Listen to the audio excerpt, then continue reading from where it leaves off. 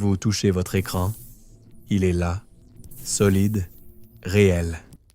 Pourtant, derrière ce vernis de matière, aucun atome ne vous donne la sensation de dur. Tout ce que vous ressentez est une rumeur électrique, trafiquée, projetée dans l'obscurité de votre crâne. En moins d'un dixième de seconde, le cortex transforme cette rumeur en un monde tridimensionnel, coloré, pesant. Ce film IMAX sans écran est si convaincant que vous oubliez d'être un spectateur. Aujourd'hui, nous démontons la salle de cinéma. Je me retrouve seul dans le noir absolu, les yeux clos, pourtant l'écran intérieur s'allume. Aucun projecteur, aucun rayon laser, juste un magma électrique qui jaillit à l'intérieur de mon crâne. 100 milliards de neurones, chacun capable de 10 000 connexions, se mettent en scène. Ils ne demandent pas la permission, ils ne consultent aucun réalisateur, ils tournent, montent, diffusent. L'image surgit. La plage de mon enfance, le goût de pastèque, le cri d'une mouette que je n'ai pas entendu depuis 20 ans. Tout est là, en relief, avec des couleurs que nul appareil n'a jamais captées. Je n'ai pas besoin d'ouvrir les yeux. Le monde est déjà projeté, gratuitement, en IMAX neuronal. Comment font-ils, ces cellules grises, pour générer un ciel si vaste? Je plonge dans la littérature, je lis des articles jusqu'à 3 heures du matin et la réponse me frappe. Le cerveau n'est pas un simple appareil d'enregistrement, il est un studio complet de production. Il conçoit le scénario, fabrique les décors, pond les éclairages, diffuse la bande-son et même les parfums. Prenez le simple toucher. Quand mes doigts effleurent la texture d'un vieux livre, les récepteurs de la peau traduisent la pression en codes électriques. Ces codes grimpent par les nerfs comme des torrents d'informations brutes. Mais il n'existe aucun écran tactile à l'intérieur de ma tête. Le cortex somatosensoriel reçoit ces données et, en moins d'une demi-seconde, les transforme en papier râpeux, coins usés, odeur de colle. Il invente un film complet à partir d'un simple signal. Imaginez un cinéma sans salle, sans siège, sans projecteur. Seul le film existe et vous êtes à la fois le spectateur, la caméra et le réalisateur. Je décide de vérifier par moi-même. J'enfile un bandeau, des écouteurs, je ferme le rideau. Mon smartphone diffuse un simple bip. Je dois appuyer sur un bouton dès que je sens le son. 10 essais, chaque fois, je clique avant même que l'onde n'ait atteint mon oreille. Le chronomètre affiche 150 millisecondes d'avance. Mon cerveau anticipe, il prédit le stimulus, il prépare l'écran interne avant la projection réelle. Cette anticipation n'est pas un bug, c'est la fonction principale. Le réseau prédictif économise l'énergie, évite les surprises, façonne une réalité lisse. Nous ne percevons pas le monde. Nous percevons notre œil, maquette du monde, mise à jour en temps réel. Cette maquette est si convaincante que nous l'appelons réalité. Pourtant, il y a des failles. J'invite des amis pour une soirée illusion. Sur la table, un bol de fraises, un ruban de papier rouge, des lampes LED. J'explique. Le rose que vous voyez n'existe pas sur le spectre lumineux. Le cerveau invente le rose en mélangeant les signaux des cônes rouges et bleus. Il extrapole une couleur fantôme. Mes amis hésitent, touchent à les fruits, rient. L'une d'elles, ingénieure, objecte. Si c'est inventé, pourquoi nous voyons tous la même chose? Je réponds en souriant, parce que nous partageons la même architecture génétique, les mêmes algorithmes de reconstruction. Demandez à un poisson arc-en-ciel ce qu'il voit. Il vous parlera d'ultraviolet, de polarisation, d'un rose 1000 fois plus riche. Votre IMAX est spécifique à l'espèce humaine. La nuit, je rêve que je vole au-dessus de Paris. Je sens le froid de l'altitude, le parfum du pain chaud qui s'échappe des boulangeries, l'écho d'une sirène au loin. Mon corps est immobile sous la couette, mes yeux sont fermés, Mes oreilles reçoivent seulement le ronronnement du frigo. Pourtant la ville est là, en 4D, avec ses reflets sur la Seine, ses gyrophares, ses baisers volés sur un pont. Le rêve est la preuve ultime, le cerveau n'a besoin d'aucun capteur externe pour produire un blockbuster. Il recycle les souvenirs, les remixe, les projette dans un espace mental aussi vaste que l'univers. Les neuroimageries fonctionnelles montrent que, pendant le rêve, le cortex visuel primaire s'illumine exactement comme quand nous voyons en éveil. Même les aires motrices se déclenchent. Je ne vole pas, mais mon cerveau simule le vol. Il imprime la sensation de sustentation à mon corps fantôme. Pour creuser, je consulte le P.R. Legrand, neurophysiologiste à la Pitié-Salpêtrière. Elle m'accorde 21 minutes entre 2 opérations. Vous savez, me dit-elle, la perception est un dialogue, pas un monologue. Le cortex envoie plus de connexions descendantes qu'ascendantes. Il parle à la rétine, à la peau, à l'oreille interne. Il leur dit quoi attendre. Elle me montre des courbes. 4% du trafic nerveux va du haut vers le bas. Le cerveau ne reçoit pas le monde. Il le questionne, il le met en scène, il valide ou invalide les réponses. Je repense à mes 150 millisecondes d'avance. Le film commence avant la lumière, parce que le réalisateur a déjà tourné la scène dans sa tête. Un soir, je me cogne le pied à la table. La douleur est fulgurante, presque insupportable. Pourtant, rien n'est brisé. Mon cortex a amplifié le signal, il a gonflé le son, accentué le rouge autour de l'orteil. Pourquoi?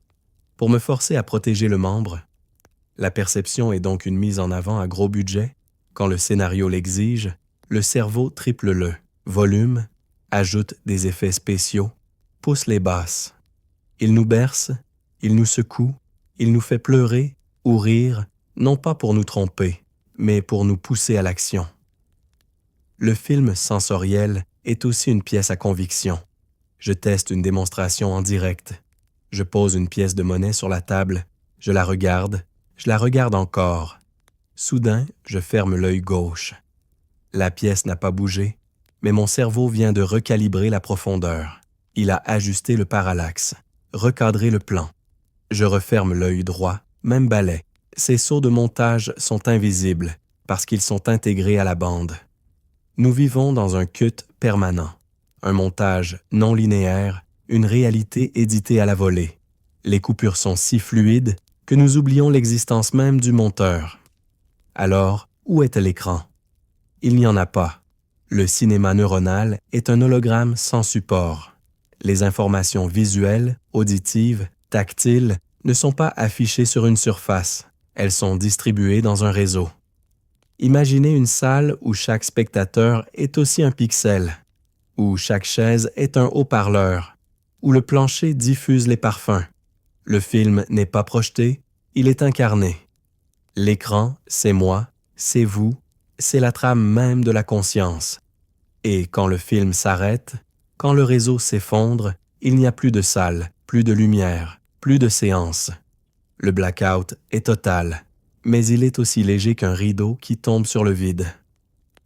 Je repense à la question du début. Pourquoi l'univers mental paraît-il matériel?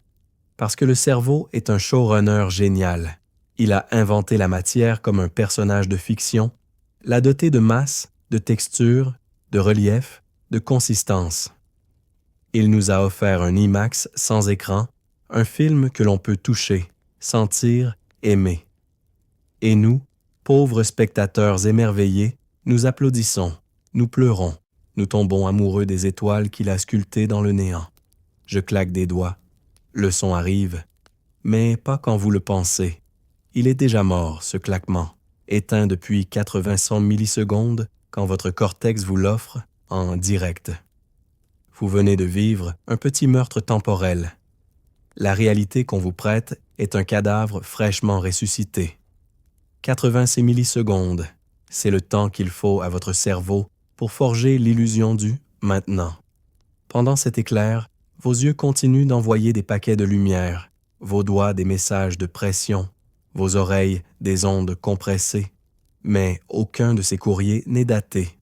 Le cortex est obligé de tamponner chaque lettre après réception, comme un facteur qui mentirait sur l'heure de la poste.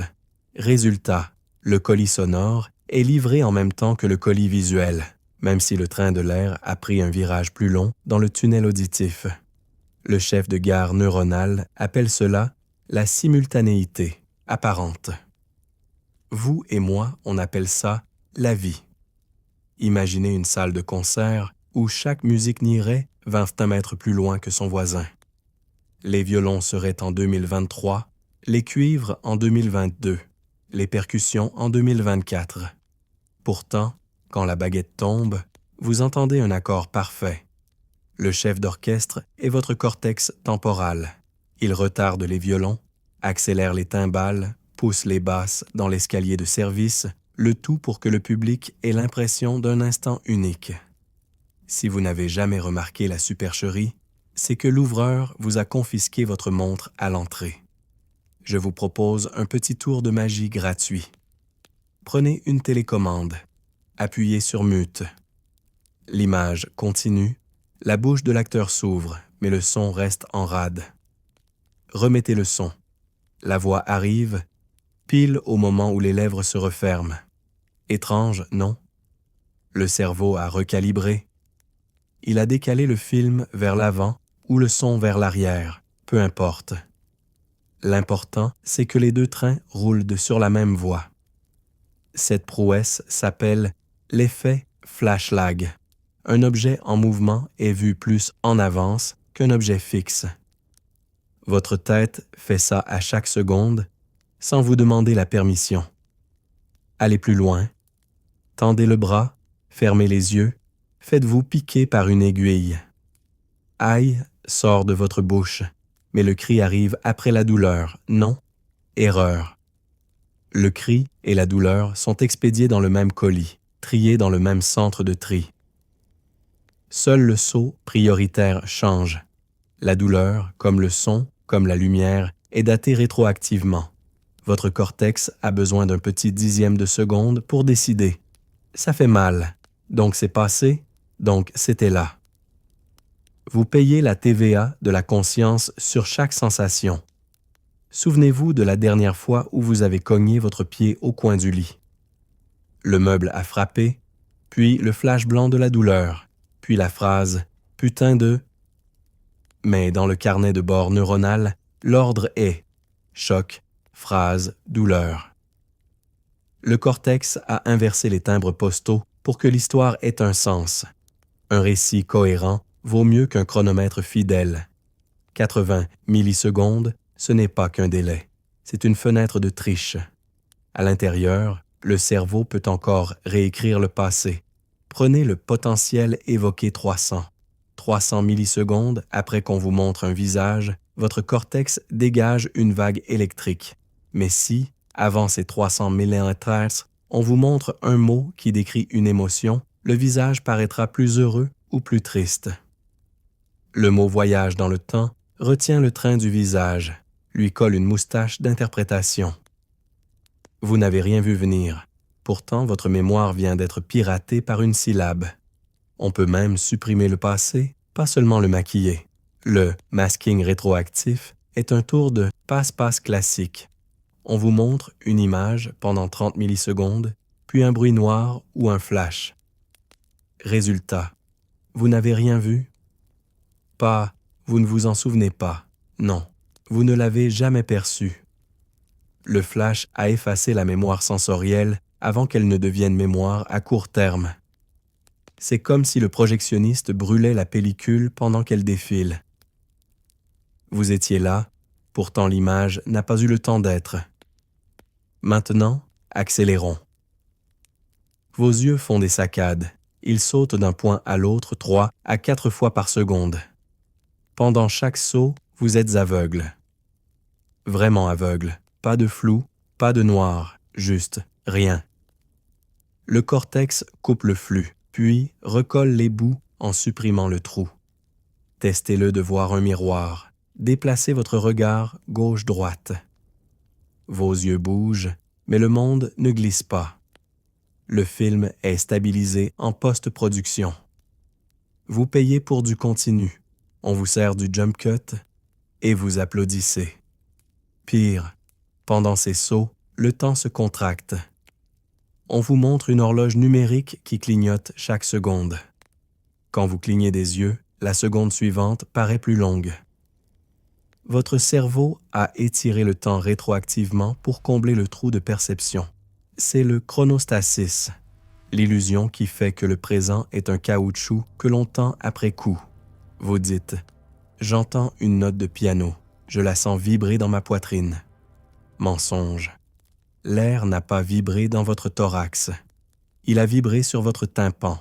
Le sentiment de résonance est une projection synesthésique. Le cortex relie deux cartes, celle de l'oreille et celle du torse, et les fusionne. La carte n'est pas le territoire, mais elle est plus rapide à dessiner. Alors, elle remplace le territoire. Un jour, à Kyoto, des chercheurs ont branché un micro sur une feuille. Ils ont amplifié le bruit de la chlorophylle et l'ont diffusé dans un casque.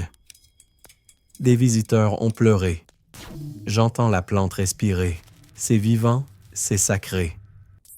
La feuille était plastique. Le son, un enregistrement de frottement de carton. 80 millisecondes de latence ont suffi à transformer un bruit en épiphanie.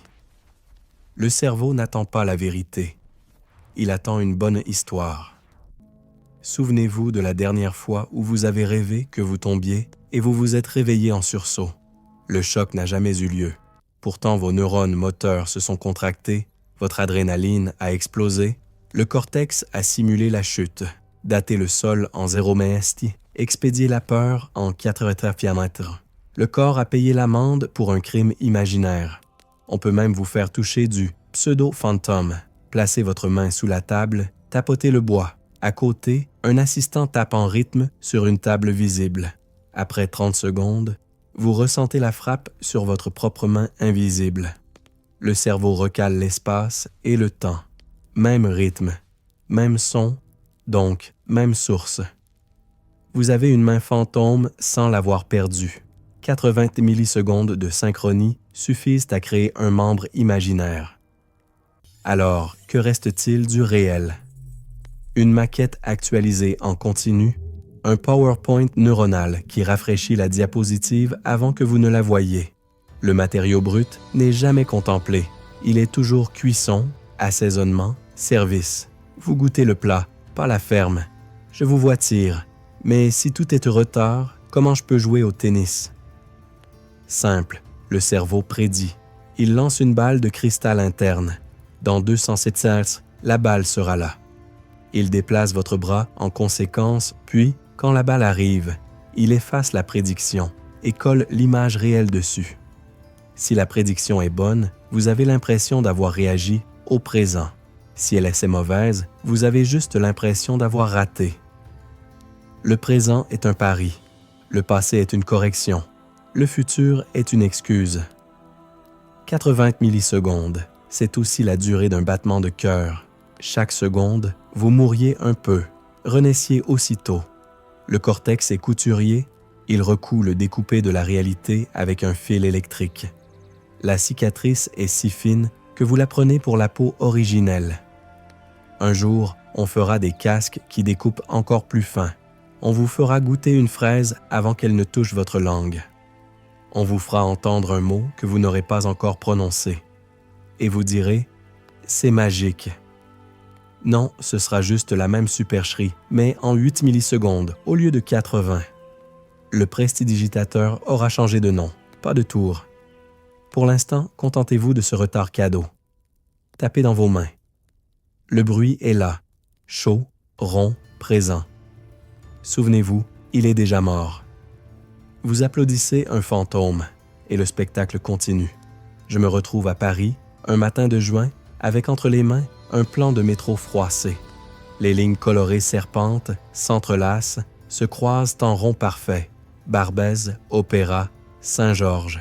Je le compare à la rumeur de la ville réelle. Odeur de gaufres, sirène de police, gerbe de lumière à chaque sortie. Le papier est plat, lisse, silencieux. Sous terre, c'est le chaos. Rames bondées, Guitare sèche qui résonne, voix dans toutes les langues.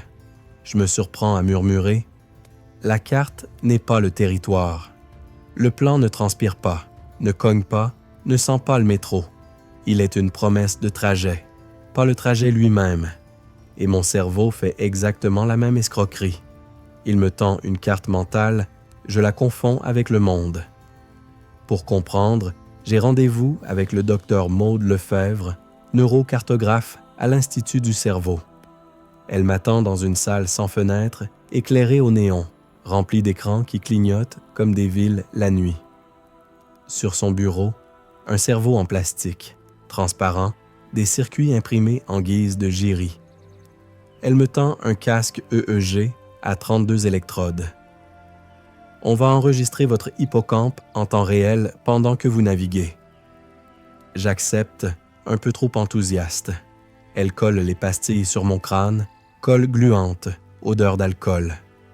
L'écran affiche mes ondes, fouillis de delta, θ, gamma. Elle me place devant un simulateur, labyrinthe virtuel, mur gris, sol en damier.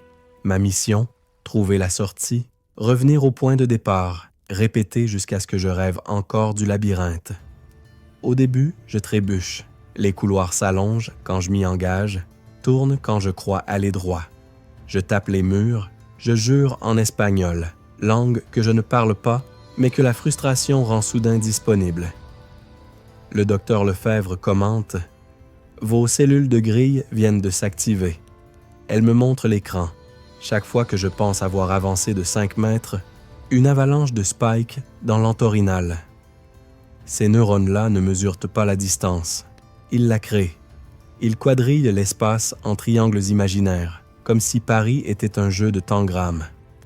Je croyais marcher dans le labyrinthe. En vérité, je marchais dans la grille que mon cerveau superposait au labyrinthe. Carte 1. Territoire 0. Elle me propose une version glitch. Le couloir central, cette fois, se rétracte brusquement de 3 mètres pendant que je le parcours. Je m'arrête, étourdi. Mon cerveau hurle. Erreur de prédiction. Les ondes θ explosent, signal de réencodage. En 10 secondes, la carte interne se réorganise. Le passage s'est raccourci. Mes cellules de grille retriangulent. Je repars. Je n'ai pas vu le mur bouger. J'ai senti ma carte interne se plier. Le territoire a triché, la carte a plié, et je n'ai rien vu de mes propres yeux. Maude sourit. Vous venez de vivre une micro-déformation de l'espace mental. C'est ce qui arrive quand vous rêvez d'avancer dans un couloir qui n'en finit pas. Pour creuser, elle me prête un livre jauni. « The map is not the territory », écrit par un philosophe de la Nouvelle-Angleterre, Alfred Korzybski, 1933. Je le dévore dans le RER-B, ballotté entre 2 ados qui écoutent du trap. Korzybski raconte que nous vivons sur un pont de cartes successives. Mots, souvenirs, schémas sensoriels. Chaque carte enlève une couche de réalité, ajoute une couche de convention. Je relis la phrase choc. « If the map could be perfectly detailed, it would become the territory, hence useless. » Je laisse échapper un rire. Un plan 1.1 de Paris serait Paris lui-même, donc illisible. Mon cerveau, pour être rapide, doit tricher. Il supprime, agrège, extrapole. Il me sert un résumé, pas la totalité, et je signe le contrat chaque seconde. Le soir même, je teste l'idée sur mon palais. Je prépare 2 cafés, un vrai, un ersatz à base de fèves de chicorée et d'arômes industriels. Je les présente à ma coloc, Marie, en aveugle. Elle boit le faux, déclare « torréfaction italienne, note de cacao ». Lorsque je révèle la supercherie, elle peste. J'aurais juré. Son cerveau a activé la carte « café », a convoqué les souvenirs de vacances à Naples, a coloré l'infusion d'une saveur qui n'y était pas. Le goût n'est pas dans la tasse, il est dans la carte. J'en conclus que nous ne buvons pas les molécules, nous buvons nos attentes. J'en ai marre de Paris. Je prends le train pour la Creuse, vallée des peintres. Pas de réseau, pas de GPS. J'ai pour seul guide une carte IGN au Selvollende 50 000, papier épais, relief en ocre. Je marche dans la forêt de Chabrières. Sur le papier, un chemin serpente, point rouge, courbe de niveau à 450 m. Sur le terrain, c'est un tunnel de fougères, sol mouvant, racines qui piègent la cheville. La carte promet un pont. Je tombe sur une rivière déchaussée, pont emporté par les crues. Je m'assois sur une pierre, j'humecte l'index, je pointe ma localisation. L'erreur était minime, 2 mm sur la feuille, soit 50 mètres réels. Assez pour me faire douter de tout. 2 mm de papier valent une jambe cassée. Je replie la carte, je range ma fierté. La forêt ne ment pas, elle ignore simplement que j'existe. Dans la nuit, j'ouvre mon carnet.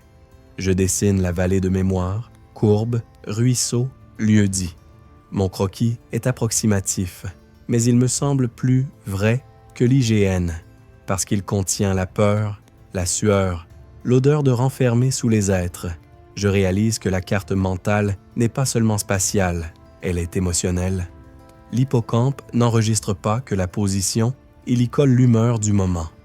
C'est pourquoi, plus tard, quand je repasserai dans cette vallée, je ressentirai un pincement au ventre avant même de reconnaître le paysage.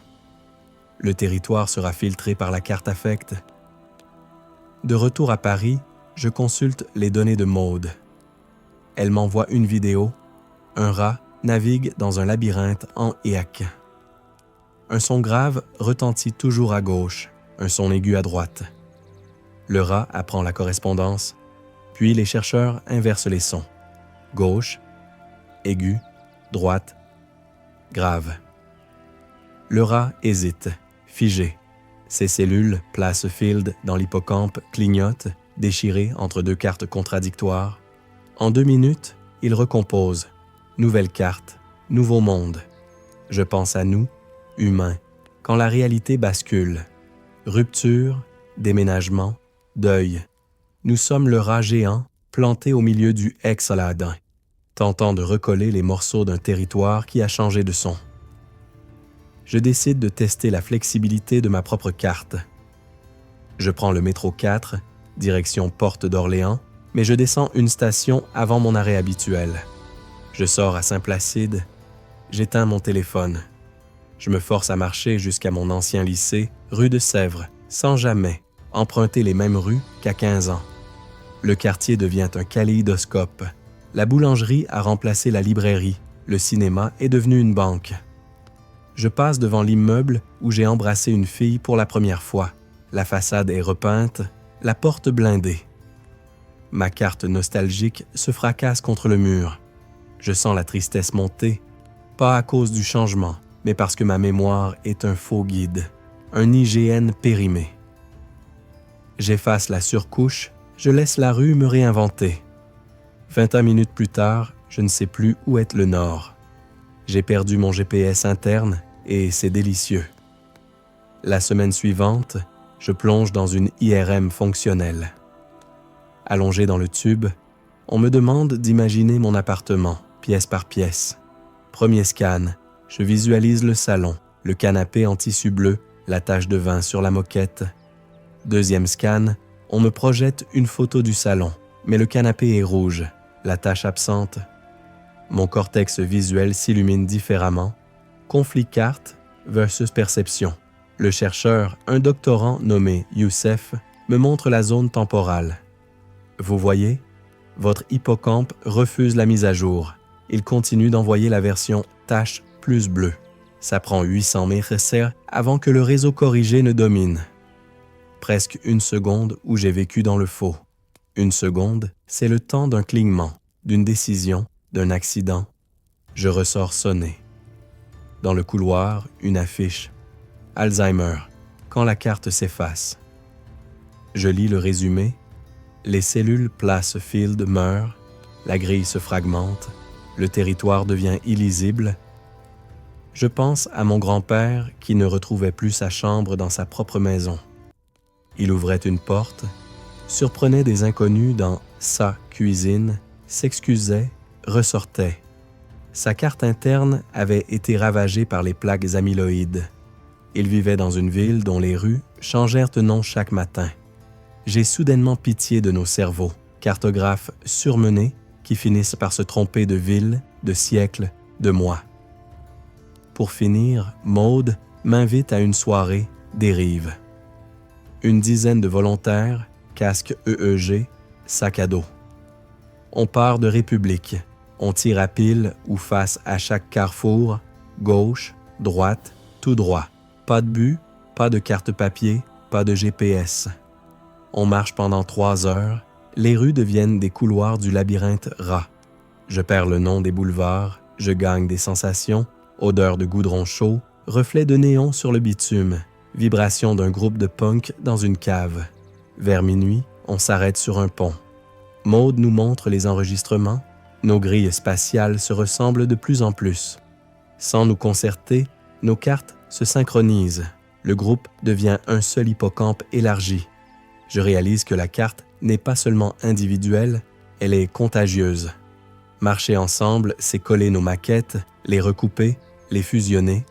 Le territoire devient un patchwork de cartes partagées, un tissu mental plus grand que la somme de nos crânes. Je rentre chez moi à pied, ivre d'inconnu. Je n'ai plus peur de me perdre. Perdre, c'est juste la preuve que la carte se redessine. Je regarde le ciel, pas constellation, mais nuages de pollution orangée. Je n'y cherche pas le grand chien. Je laisse mon cerveau inventer des formes, visages d'ancêtres, cœurs fendus, îles qui n'existent pas. Je sais maintenant que ces images ne sont pas dans le ciel, elles sont dans la carte. Et pourtant, elles me font lever la tête, elles me font respirer plus profond, elles me font croire que la ville est plus vaste que son bitume. La carte n'est pas le territoire, mais elle est le pont, le fil, le regard. Sans elle, pas de paysage, seulement du bruit. Avec elle, même le néon devient une étoile. Je me glisse dans l'IRM, la tête coincée entre 2 plaques de mousse. On me demande de ne rien faire. Rien. Pas penser, pas bouger, pas compter, juste respirer. Le technicien claque la porte, le ruban de l'aimant tourne, et là, dans le noir sourd du tunnel, j'attrape pour la première fois le bruit de fond de ma vie. Un fourmillement doux, régulier, comme 1 million de fourmis qui remontent le long de mes axones. Ce n'est pas la pensée, ce n'est pas le sommeil, ce n'est pas l'éveil. C'est le réseau par défaut, le mode veille de la conscience, le murmure permanent quand le décor s'efface et que le rideau reste levé. On me l'avait promis. Vous allez entendre votre cerveau se parler tout seul. Je croyais à une métaphore. Erreur. Les écouteurs anti-bruit étouffent le bourdonnement du scanner, mais derrière, dans ma boîte crânienne, l'orgue se déchaîne. Le cortex préfrontal médial bavarde avec le gyrus singulaire postérieur. L'hippocampe envoie des postcards au lobe pariétal, le tout en 4G interne, sans externalité, sans objet. Aucun stimulus n'entre, pourtant l'activité reste à 60% de son pic maximal. J'ai l'impression de surprendre une entreprise qui travaille la nuit pendant que le patron dort. Je suis le patron et je dors debout. Je sors du tunnel, papillonne vers la salle de contrôle. L'écran affiche mon cerveau en feu d'artifice. Le chercheur me montre des taches oranges. Voici vos souvenirs qui se ressassent. Il clique, les tases s'alignent en trajectoire, dessinant des boucles, des 8, des spirales. C'est votre autobiographie en mode screensaver. Je demande, mais que fabriquent-ils, ces neurones, quand je ne pense à rien? Il sourit. Il tisse la trame de ce que vous êtes. Le réseau par défaut, c'est votre nom, votre adresse, votre passé, votre futur, votre carte de visite cosmique. Je regarde mes propres synapses clignoter comme des guirlandes de Noël en avance. Et j'ai la chair de poule. Je me surprends en train de me raconter à moi-même en mon absence. Je rentre chez moi, la tête pleine de ce vacarme silencieux. Je m'assois sur le canapé, j'éteins la lumière, j'essaie de ne rien faire de dehors. Impossible. Dès que l'extérieur se tait, l'intérieur hurle. Une chanson de 1994 démarre en fond sonore. Un dialogue oublié avec mon prof de maths ressurgit. Le goût d'un yaourt au Muron de l'été 1998 envahit ma langue. Le réseau par défaut n'a pas de bouton off. Il est le bruit blanc de l'identité. Je comprends soudain pourquoi le silence angoisse. Il n'est jamais vide, il est rempli de moi. Je décide de traquer ce bruit. J'achète un 2EG portable, un bandeau de tissu avec 16 électrodes. Je l'enfile le dimanche matin, café à la main. Dès la première gorgée, l'écran de mon ordinateur trace une cascade de bêta. Je ferme les yeux. Les ondes alpha surgissent, douces, ondulantes. Je cherche le réseau par défaut. C'est le rythme alpha inférieur, 8 à 10 Hz, le tempo de la rêverie. Je me mets à penser à mon prochain voyage. Les θ apparaissent, lents, vagabonds. Puis je me force à bloquer toute image. Le alpha reprend le dessus, régulier, obstiné. J'ai l'impression d'écouter la respiration d'un animal caché dans ma tête. Il ne dort jamais, il me précède partout. Je télécharge une appli de neurofeedback. Règle du jeu. Faire baisser l'amplitude du alpha. Chaque fois que j'y parviens, un son clair résonne. Je m'entraîne 13 minutes. Rien, 21 minutes. Le bip se déclenche enfin. J'ai la sensation de glisser dans une faille. Mes pensées s'amincissent, le langage s'effiloche, le temps se déchire comme un tissu trop vieux. Je ne suis plus nulle part, mais je suis encore là. Le chercheur m'avait prévenu. Quand le réseau par défaut se tait, vous perdez le fil de votre narrative.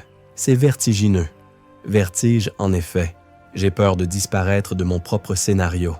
Je relâche l'effort. Le alpha remonte, la mémoire revient. Je comprends, le réseau par défaut est la colle cognitive. Il maintient le récit, il épingle mon prénom sur ma chemise intérieure. Sans lui, je ne suis qu'un tas de perceptions éparpillées. Je repense à mes grands-parents atteints de la maladie d'Alzheimer. Leur réseau par défaut s'est fragmenté, les nœuds se sont désaimantés. Ils oubliaient leur enfance, puis leur prénom, puis la notion même de « hier ». Le bruit de fond s'était tu. J'ai soudain la vision glaçante. Si cette activité s'éteint, le film ne se termine pas, il se dissout. Je pars enquêter à la faculté de médecine. Dans le labo de la PRK, on étudie les êtres capables de désactiver leur réseau par défaut. Les méditants avancés, 30 ans de retraite assise. Je rencontre Luc, moine zen, crâne rasé, regard d'acier doux. Il accepte l'IRM. On l'enferme dans le tunnel. On lui dit « Ne pensez à rien ». Il sourit. Je ne pense déjà à rien. L'image apparaît. Ces taches oranges sont 10 fois plus petites que les miennes. Le réseau par défaut est là, mais il clignote, économisé, presque éteint. Je lui demande « Que ressentez-vous quand il se tait ?» Il répond « L'évidence. Le monde sans moi dedans. » Sa voix est calme, mais j'y sens un abîme, la matière sans narrateur. Je rentre chez moi, obsédé.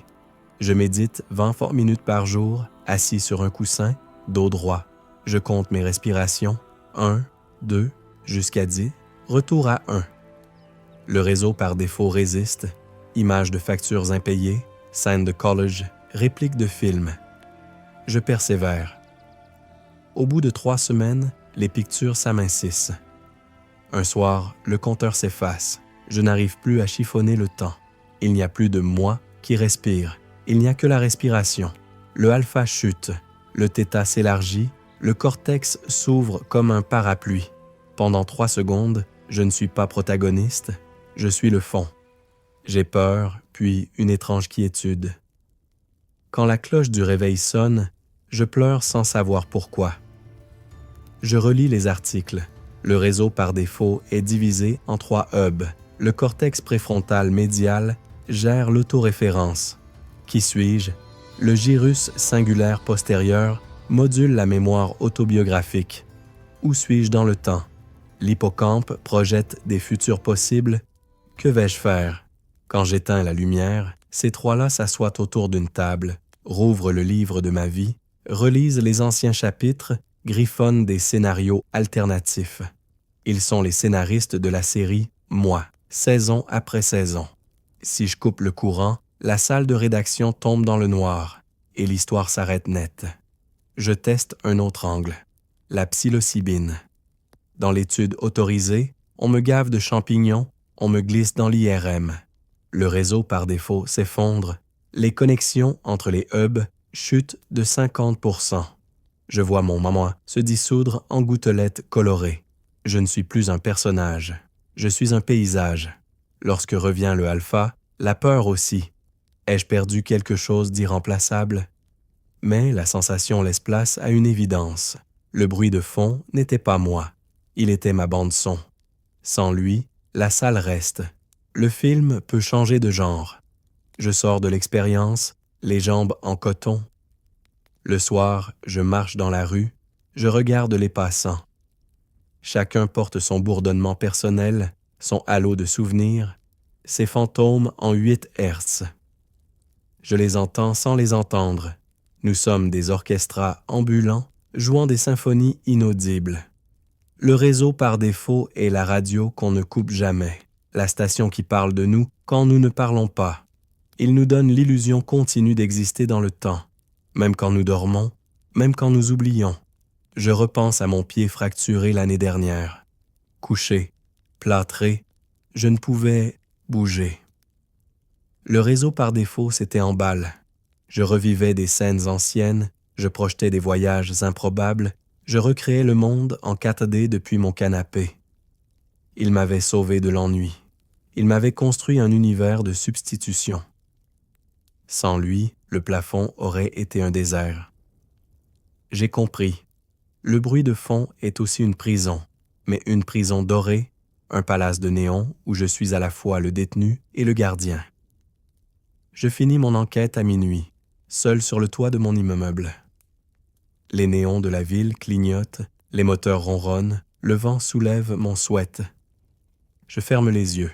Le réseau par défaut s'active, me raconte ma journée, prépare la suivante. Je l'écoute, cette fois, comme on écoute la mer dans un coquillage. Il n'est pas le mal, il n'est pas le bien, il est la trame.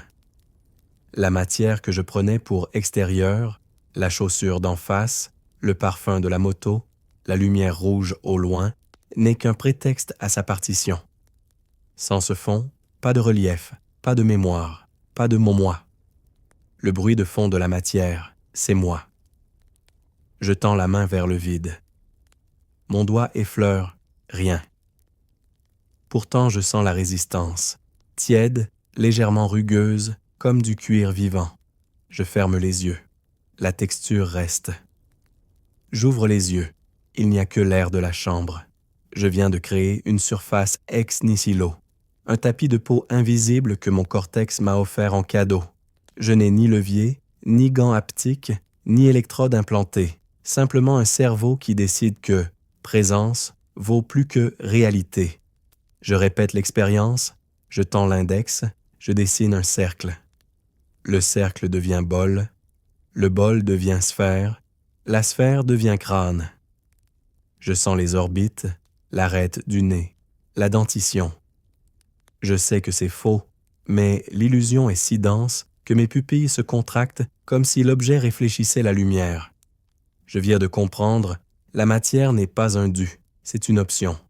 J'appelle ça mon hologramme domestique. Le soir, je m'allonge sur le parquet, j'éteins toutes les sources, je respire 4 secondes, j'expire 8. Je visualise un cube de verre rose, 12 cm d'arête. Le cube apparaît au-dessus de moi, lentement. Je peux le palper, froid, lisse, avec la fragilité du sucre. Je le fais tourner. L'ombre projetée glisse sur mon torse. Je sais que l'ombre est aussi inventée, mais mon cœur s'accélère quand je passe la main dedans. Mes doigts deviennent translucides, le sang paraît éteint. Je ris. Je viens de me couper virtuellement. Le cube fond se transforme en pluie de particules mauves. Je sens la pluie sur la peau. Picotement froid, même pas un frisson. Mon corps accepte le pacte. Je te donne des sensations. tu me rends le monde. Curieux, j'enregistre mon activité cérébrale avec un simple bandeau EEG grand public. L'application affiche une boule de neurones en feu, cortex pariétal droit, R7B, R5L. Les ingénieurs appellent ça activation multisensorielle. Moi, je l'appelle l'allumette. Il suffit d'une étincelle de θ, 4-7 Rexerve, pour qu'un objet apparaisse. Je teste, je pense à une pomme. Le signal θ explose. 10 secondes plus tard, je sens l'acidité sur la langue, la cire de la peau sous l'ongle. Je n'ai pas de pomme.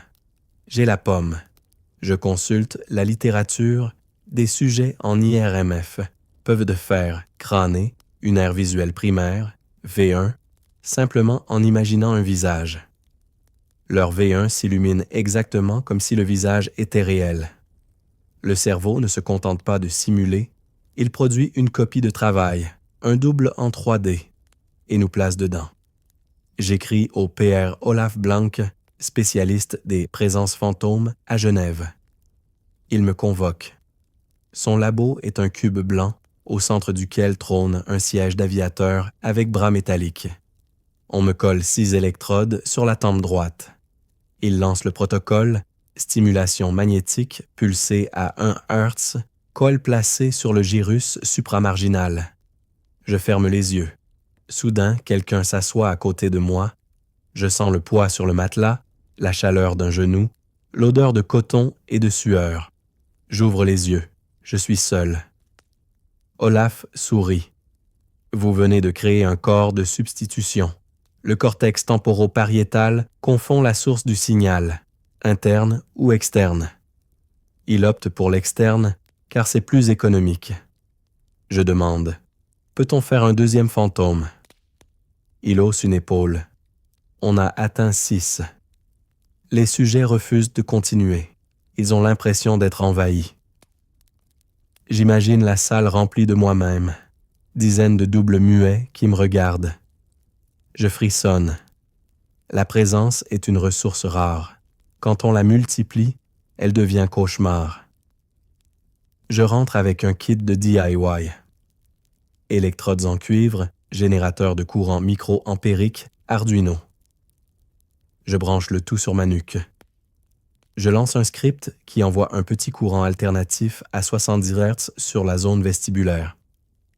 Résultat, je deviens géant. Le plafond descend à hauteur de mes genoux, la table devient un plateau de Lego. Mon cerveau recalcule la taille du corps en fonction du signal truqué. Je marche. Mes pieds semblent toucher à 10 mètres. Je tends la main. J'attrape le lustre sans lever le bras. Je sais que je mesure toujours 1,80 m, mais la carte corporelle a changé d'échelle. Je suis un Gulliver neuronal. J'éteins le courant. Le monde redevient normal. Je comprends que la taille n'est pas une mesure, c'est une convention. L'hologramme corporel est un slider. On peut le pousser à gauche, à droite, l'infini. Je reproduis l'expérience chez des amis. On se met en cercle, on ferme les yeux. J'utilise un simple son binaural, une fréquence différente dans chaque oreille. Le cerveau génère une troisième fréquence, illusoire, qui fait tourner la tête. Résultat, tout le monde penche, bras en croix, comme happé par un cyclone invisible. On appelle ça la danse des fantômes. Personne ne résiste plus de 30 secondes. Le système de prédiction sature, le corps réclame une mise à jour. On finit par rire, à terre, ivre d'espace. Je note, la présence n'a pas besoin de matière, elle a besoin de consensus. Quand 10 cerveaux synchronisent leurs cartes, l'illusion devient événement. Je creuse la piste du Rubber Hand version maison. Je pose ma main gauche sous la table, une main en plastique à la place. J'aligne les deux, je tape sur la fausse main avec un maillet en mousse, en même temps que je tapote ma vraie main cachée. En 30 secondes, la main en caoutchouc devient moi. Je sens la chaleur, le cuir, l'impact. Je prends un couteau, je tranche la fausse main, mes pupilles se dilatent, mon pouls explose. Le cortex a fusionné les cartes. La douleur n'est pas là, mais le récit l'est. J'ai tranché mon identité, pas le latex. Je réitère avec une jambe, puis avec le ventre. Je deviens un homme puzzle, morceaux éparpillés, tous aussi vrais que l'original. Je comprends, le corps entier est un hologramme souple, un Lego mental qu'on peut déplacer, dupliquer, supprimer. Je passe une nuit dans une chambre anéchoïque, 0 décibels, 0 écho. J'éteins toutes les lumières, je bouche mes yeux avec des caches en cuir, je n'entends plus mon sang, seulement le crépitement θ de l'hippocampe. Je crée alors une salle de bain imaginaire, carrelage blanc, robinet doré, vapeur. Je marche dedans, nu. Je sens la chaleur du plancher chauffant, le froid du carrelage sous la plante, l'odeur d'eau javel. Je reste 21 minutes. Quand j'enlève les caches, la vraie pièce me paraît fade, presque irréelle. L'hologramme était plus riche, plus cohérent, plus présent. Je réalise, le réel est un concurrent mal équipé. Il propose des textures brutes, le cortex propose des textures finalisées. Le gagnant est évident. Je teste la limite. Peut-on créer une présence sans aucun stimulus externe? Je m'endors en IRM fonctionnel. On me réveille 10 fois pendant la nuit. On me demande « Que ressens-tu » 3 fois je réponds « Quelqu'un me regarde » 2 fois je flotte dans une église. 1 fois j'ai 6 bras. Les images cérébrales montrent une activation concomitante du réseau pariétal, du cortex insulaire et du lobule paracentral, les mêmes zones qui s'allument quand on ressent réellement un corps. Le rêve est une salle de montage qui travaille même quand le studio est fermé. Le réalisateur ne dort jamais. Il tourne en continu, en 3D, en direct. Je finis par assembler toutes les briques. Je construis une salle blanche dans ma tête, murs sans joint, lumière diffuse, silence absolu. J'y convoque un être, un enfant, cheveux noirs, t-shirt orange. Il sourit, me tend une bille. Je sens la bille, froide, lisse, légèrement rayée. Il la lance. Je la rattrape. Le poids est crédible. La trajectoire obéit à la parabole réelle. Je sais que l'enfant est moi à 8 ans, mais il est aussi autonome. Il cligne des yeux, respire, se gratte le genou.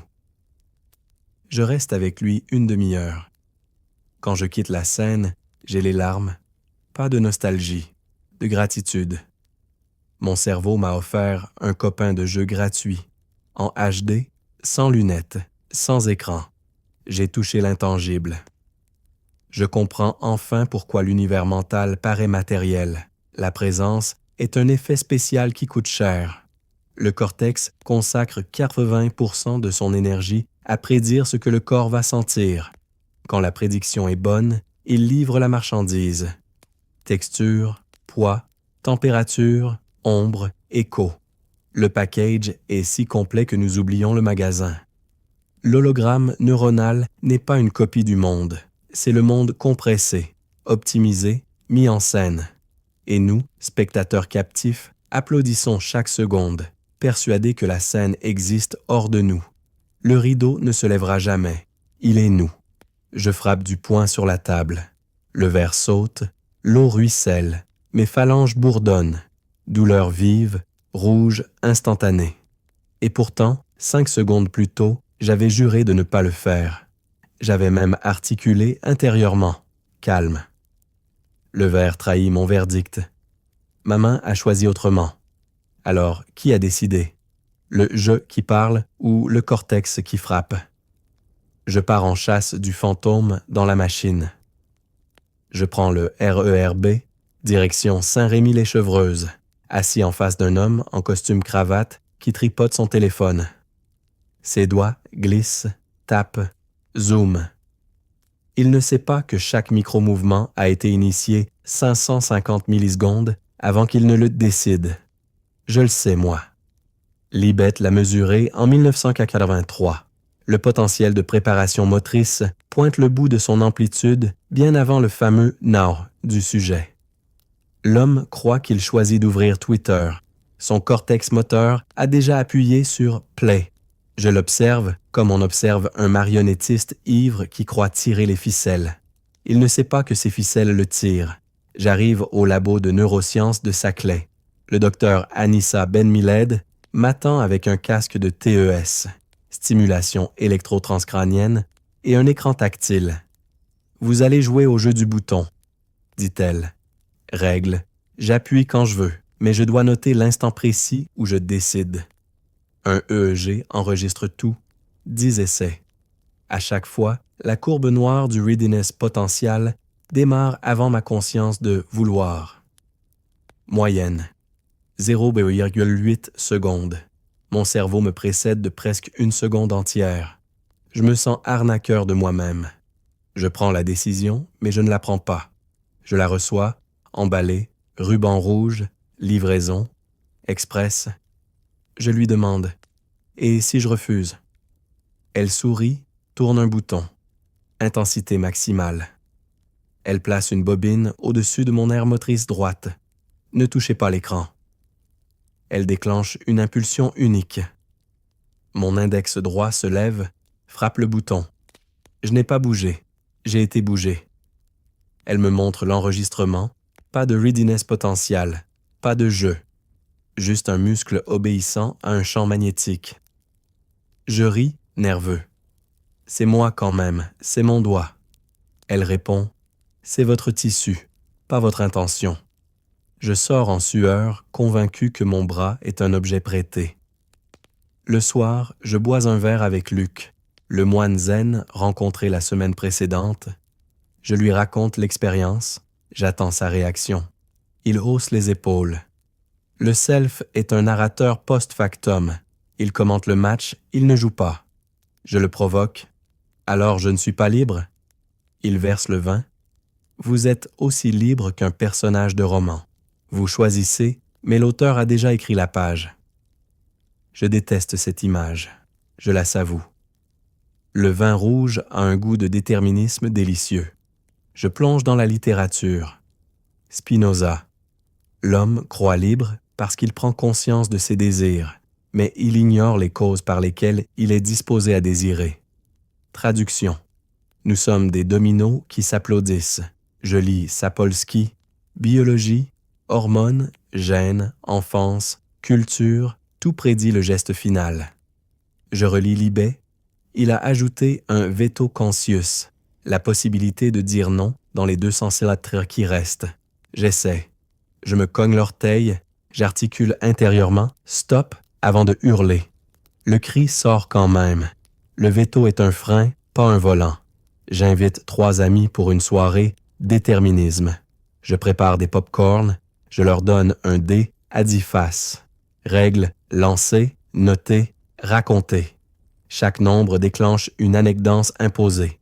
1, enfance, 6, trahison, 10. Mort. Il rit, joue, pleure. Un ami tombe sur 10, se remémore l'enterrement de son père, fond en larmes. Il me regarde hagard. Je n'ai pas choisi de pleurer. Je hoche la tête. Le dé a choisi pour lui. Le hasard est une porte déguisée. Derrière, les neurones ont déjà préparé la scène. Je teste la manipulation inverse. Je vais chez un hypnotiseur, rue des Martyrs. Il me fait fermer les yeux, me répète « Ton bras est léger, très léger, il va se soulever. » Je me moque intérieurement. Jamais. Mon bras se lève, lent, inexorable. Je le regarde, sidéré. Il flotte comme une plume. Je n'ai pas décidé, j'ai assisté. L'hypnotiseur sourit. Votre cortex moteur a reçu une suggestion. Il a exécuté. Le jeu était en stand-by. Je sors, bras ballants, convaincu que mon corps est une démocratie où le président peut être mis en minorité. Je retourne au labo. Cette fois, on me place devant un écran qui me montre mon cerveau en direct. Activité en false color, rouge. Excitation, bleu. Calme. Je dois choisir entre gauche et droite en appuyant sur un levier. Mais l'écran me prévient. Un algorithme lit mes patterns 2 secondes à l'avance et affiche mon choix futur. Je rigole. Bluff. Je décide d'aller à gauche. L'écran affiche gauche. Je change. Je veux aller à droite. L'écran affiche droite. Je panique. Je tente le chaos. Une séquence aléatoire. Gauche, gauche, droite, gauche. L'écran suit, inflexible. Je me sens nu, transparent, préimprimé. Le chercheur, votre cortex orbitofrontal trahit votre intention avant que vous ne la sentiez. Je lui demande, et si je n'allais plus appuyer? Il hausse les épaules. Vous appuierez. Le pattern de ne pas appuyer est aussi prévisible. Je sors, les jambes en mousse, persuadé que le futur est un DVD déjà gravé. Je marche le long du canal Saint-Martin. Je compte mes pas. 1, 2, 3. À chaque fois, je me demande qui compte. Le pied, le cortex, le narrateur. Je décide de m'arrêter net. Je m'arrête. J'ai décidé, non? Pourtant, l'idée « arrête-toi » est apparue comme une bulle sans cause apparente. J'aurais pu continuer. L'idée n'aurait pas surgi. Qui a produit l'idée? Je tourne en rond, littéralement, 10 fois sur moi-même, jusqu'au vertige. Le monde devient une spirale, je n'ai plus de centre. Je comprends. La liberté n'est pas un point, c'est une tension entre deux narrations qui se croient rivales. Je relis Dennett. Le self est le centre de narrative gravité, pas un pilote. Je résume. Nous sommes des phrases qui se croient auteurs. Je teste l'écriture automatique, je laisse courir la main sur le carnet sans regarder. Les mots surgissent. Ombre, marteau, rivière, maman. Je relis. C'est mon histoire, mais je ne l'ai pas écrite. Ma main a choisi, mon cortex a dicté, mon « je » arrive en retard avec une signature volée. Je déchire la page, je l'envoie au vent. Le vent la ramène à mes pieds. Même la destruction est programmée. Je téléphone à ma sœur, neuropsychiatre. Je lui crie « Je ne choisis rien ». Elle répond calmement « Tu choisis d'appeler. Tu choisis de crier. Le déterminisme n'enlève pas l'action, il enlève le fantôme. » Je raccroche, vexé, soulagé. Le fantôme, c'est moi. Et s'il n'existe pas, il me reste le corps, la voix, le verbe. Je retourne sur le toit de mon immeuble. Minuit. Je tends les bras, je hurle, je choisis de hurler. Le voisin allume sa lumière, me traite de fou. Son cortex a décidé de mon geste avant moi, et moi j'ai décidé de son ire avant lui. Nous sommes deux dominos qui s'insultent en croyant gagner. Je reste là, les bras ballants. Je sens le vent, je sens la peur, je sens le soulagement. Je n'ai plus besoin d'être le roi pour être la pièce. Je n'ai plus besoin d'être libre pour être responsable. Le déterminisme n'est pas une prison, c'est un fond de scène sur lequel ma silhouette se découpe. Je descends l'escalier, je rentre chez moi, j'éteins la lumière. Dans le noir, le réseau par défaut reprend son monologue. Il me raconte demain, il me rembobine hier, il me tend la main d'un passé qui n'attend que moi. Je le laisse parler, je ne dirige pas la voix, mais je suis la chanson. Je jette mon téléphone dans le vide, il tombe et reste suspendu. Pas de fil, pas de trucage, juste la décision silencieuse d'un cortex qui a décidé que la gravité était optionnelle. Le verre ne se brise pas, le métal ne teinte pas, il flotte, comme une bulle de savon pensante. Je tends la main, je le fais tourner sur lui-même et je comprends que je ne suis plus dans le monde. Je suis dans le code source. La matière n'est plus une loi, c'est un paramètre. Je viens de passer la porte. Je ne parle pas de transe, ni de rêve lucide, ni d'hallucination psychédélique. Je parle d'une migration, celle d'une conscience qui a compris que son prisonnier n'était pas le crâne, mais la croyance en un crâne. Hier encore, je touchais la table et je croyais toucher la table. Aujourd'hui, je touche la table et je la décompile. Grain du bois, 16 textures générées par le cortex pariétal, température, saouin, simulation thermique pilotée par l'insula. Bruit évoque bande-son spatialisé en 5.1 dans le lobe temporal. Je ne suis pas dans la pièce, je suis dans le moteur de rendu. Et je peux patcher. Je commence petit. Je ferme les yeux. Je décide que le rouge n'existe plus. Je l'efface du spectre interne. J'ouvre les yeux. Les tomates sont grises. Le sang des steaks est graphite. Le feu de la bougie fume en noir et blanc. Mon cerveau s'adapte en 300 ms. Il recalibre les cônes. Il ajuste la balance des blancs. Il me livre un monde cohérent sans rouge. Personne d'autre ne voit la différence. Mais moi, je sais. Je viens de désinstaller une couleur. Je réinstalle le rouge. Je le remplace par une teinte qui n'a pas de nom. Une longueur d'onde que nul instrument n'a jamais mesurée. Je l'appelle Klent. Mes pupilles saignent du Klent. Je suis devenu développeur de réalité. Je passe à la vitesse supérieure. Je me allonge dans le noir, je coupe tous les sens. Pas de son, pas de lumière, pas de gravité, juste le bourdonnement du réseau par défaut.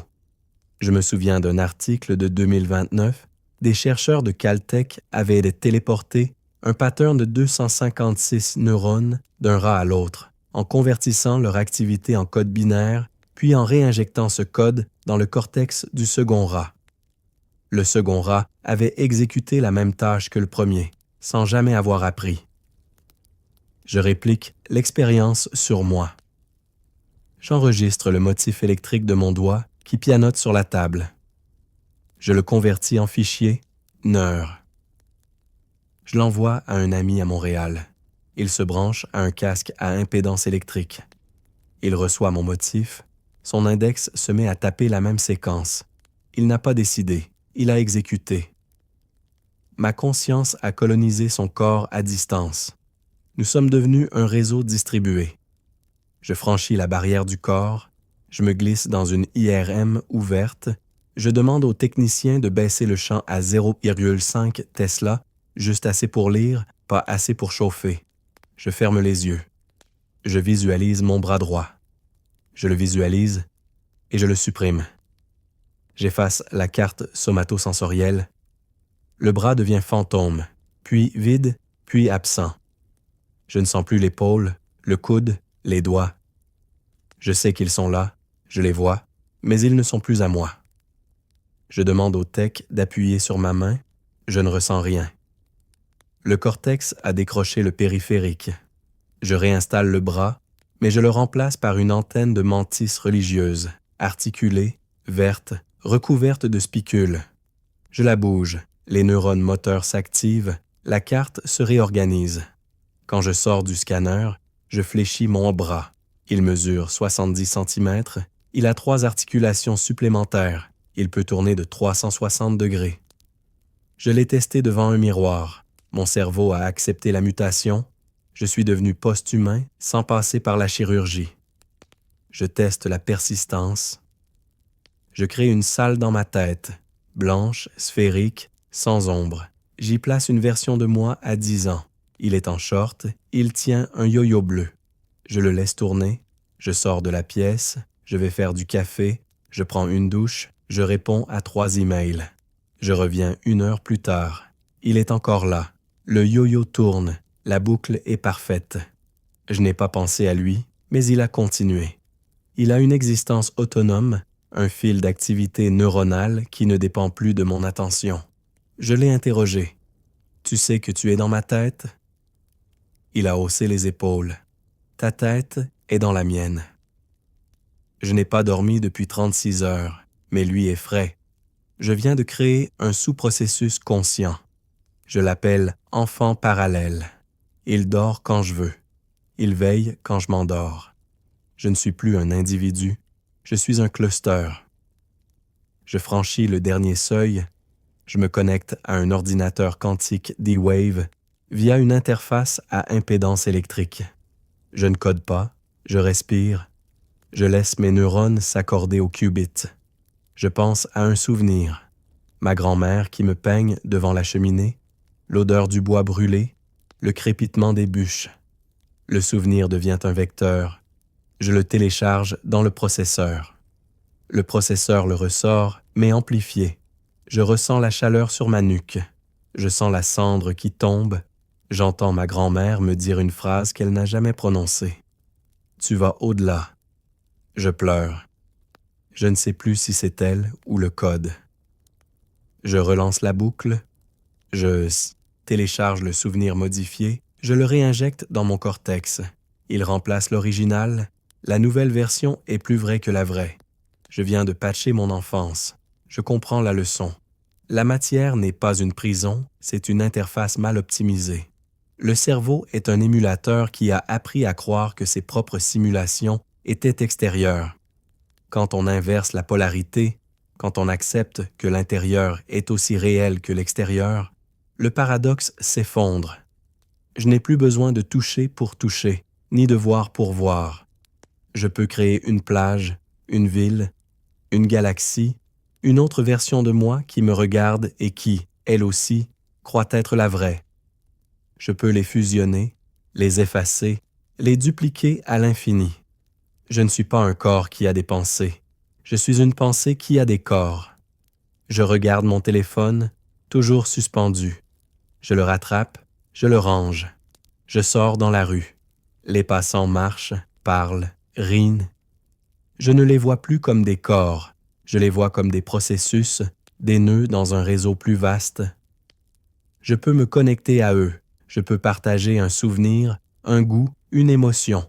Je peux effacer ma peur. Je peux offrir ma joie comme un fichier ouvert. Je ne suis pas seul, je suis distribué. La conscience post-matérielle n'est pas un avenir, c'est un toggle, un interrupteur, et je l'ai actionné. Je ne sais pas ce que je deviendrai demain. Peut-être une constellation de 64 versions parallèles, peut-être une seule entité qui saute de crâne en crâne, peut-être un nuage silencieux qui observe la matière de loin. Ce que je sais, c'est que la prison était une règle de grammaire. J'ai changé la phrase. Le monde n'est plus un nom, c'est un verbe, et je le conjugue. Je soulève ma main, elle est lourde, chaude, réelle. Pourtant, je sais que cette matière n'est qu'un pont jeté entre deux néants. Le monde est moi. Je le touche, je le croise, je le quitte. Le pont ne m'enferme pas, il me relie. Alors je respire, je lâche prise et je marche. Si ce voyage t'a secoué, partage la vidéo, abonne-toi et pose tes questions en commentaire. À la prochaine traversée.